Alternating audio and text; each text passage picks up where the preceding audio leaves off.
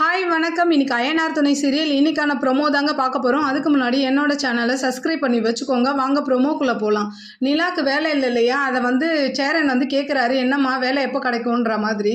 அப்போ சோழன் சொல்கிறாரு, அவங்க நினச்ச முதலாளியே ஆகலாம் அப்படின்ற மாதிரி சொல்கிறாரு.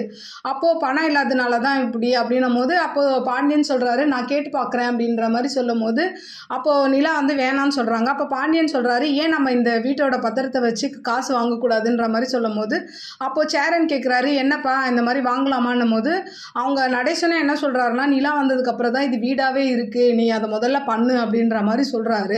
அந்த இடத்துல பார்த்தீங்கன்னா வானதி திடீர்னு என்ட்ரி கொடுக்குறாங்க. என்ட்ரி கொடுத்து எந்த வீட்டோட பத்திரத்தை வைக்கிறீங்கன்ற மாதிரி கேட்குறாங்க.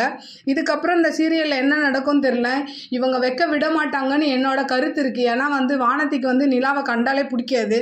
இப்போ வரை இவளுக்காக இந்த வீட்டை விற்கணுமா, பத்திரத்தை வைக்கணுமான்றதுல அவங்களுக்கு உடன்பாடு இருக்காது.